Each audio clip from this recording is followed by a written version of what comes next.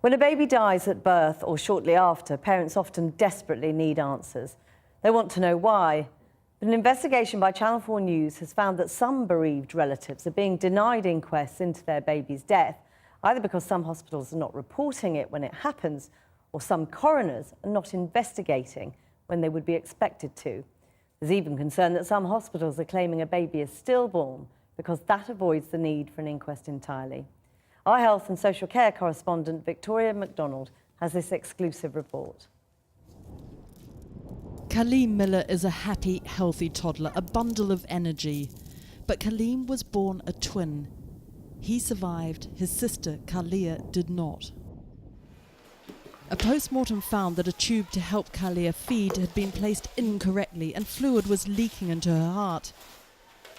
And since that day, her family has been demanding an inquest to find out why and how it happened.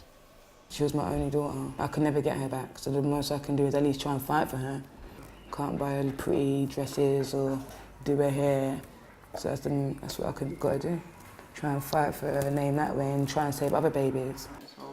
With a death like this, a hospital would be required to report the full details to a coroner so there can be an inquest. But in this case, and in many others, as Channel 4 News can reveal, it has not been happening, leaving many grieving parents across the country with too many questions about the death of their baby unanswered. So not only do you have to deal with grieving, you've got to do with battling the hospital to find out questions that they should just offer up.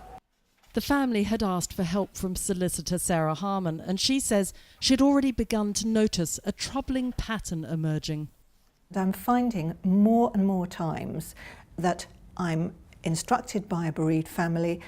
My first question will be, is there going to be an inquest? They haven't even heard of the possibility of an inquest. So then I report the death to the coroner, and very often the coroner will immediately say there should be an inquest. The question I have to ask is why the hospital haven't followed their own procedures and haven't followed the law. In fact, the rules are clear. If something has gone wrong, a hospital is obliged to tell the coroner. And in turn, coroners are required to investigate if it appears that the death was unnatural or its cause was unknown. And if need be, they can make recommendations to avoid it happening again.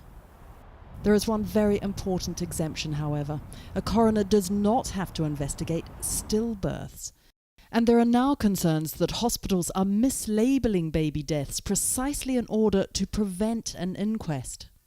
Indeed, we have now seen a letter from one coroner insisting that all stillbirths are referred to him because, he says, if there is evidence that the baby had a heartbeat or was breathing, then I consider whether or not an inquest should be held. This procedure is not always popular, but I believe it is necessary to ensure that hospitals do not seek to avoid the coroner by classifying the death as a stillbirth.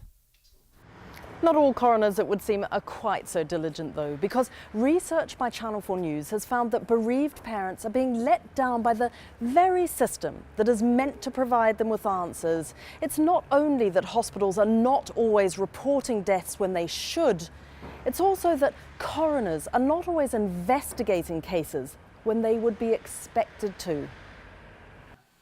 Ashna and Shalane's son Rohan was born desperately ill after a traumatic delivery. In the end, he wasn't breathing by himself, and he was on life support for 24 hours, and unfortunately never really recovered from that. And we had to make the decision to switch off his life support and let him go in peace, really. The hospital did not report the death, so the parents turned to the coroner themselves, hoping for answers. Unfortunately, the coroner wrote back to say that he didn't feel there was any grounds in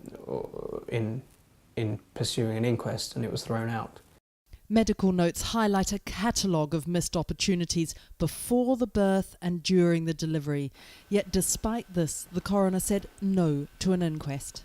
I was quite devastated actually, because I just felt that that was the only way that we could really get justice. Now the parents have their own independent medical report, which supports the need for an inquest. I feel that if we don't change the system somehow, that we've just had a waste of life. I can't accept that. I just want to know whether or not it could have been averted, and I think that that's partly the purpose of an inquest. The coroners are setting the bar too high, and they're saying that baby deaths are natural, when in fact the circumstances leading to those deaths might be very questionable indeed. I suppose the question people will ask is, why does it matter? Why do you need to have an inquest? If a coroner won't investigate deaths that should be investigated, and hospitals don't report deaths that they should, then it follows that we're going to have unsafe practices in hospitals that will continue, and that is to the detriment of all of us. For some time now, there has been concern too at how long it's taking for inquests to be heard. Joanne Node, who's expecting her next baby this summer, is still waiting 2.5 years after her son Rhys died. Rhys faced difficulties during the late stages of labour when his shoulders got stuck in my pelvis, and that's a condition called shoulder dystocia. I'd previously had that condition with my second child. It was on my notes. The neonatal crash team tried to resuscitate Rhys for 25 minutes, but without success. After everybody had left the room, one of the midwives, she did say to me that she was really sorry, and that if she'd have known that I'd previously had these problems, they would have done things a lot differently.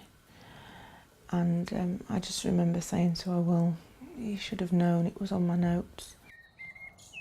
And as her due date approaches, her need to know what happened is becoming ever more urgent.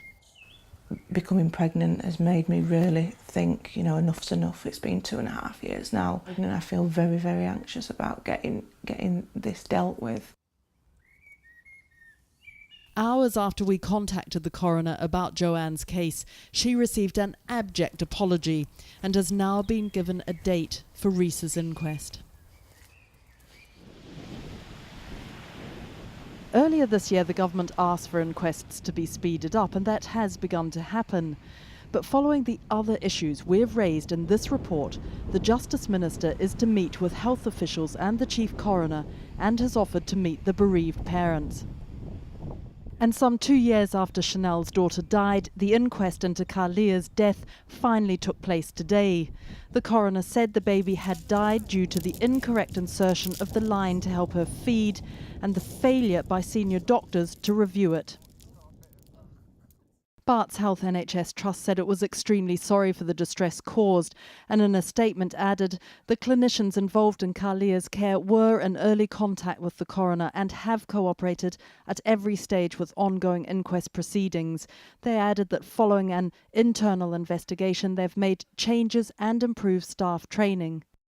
But the fact is, the system did not work for Carleem's twin sister Carlia. The inquest only happened because her family and their solicitor fought for it. Rather than trying to investigate it and make the doctors better and teach them how to do procedures better, they'd rather brush it under the carpet and hope you go away. Why do you think you need to have this inquest? I feel like they don't understand the extent of what they've done. I've got to now tell Carleem, her twin brother, when he gets older, you had a sister, a twin sister. They just go home and that's it. We've got to deal with it. That report from Victoria MacDonald illustrating how good journalism can help bring about change.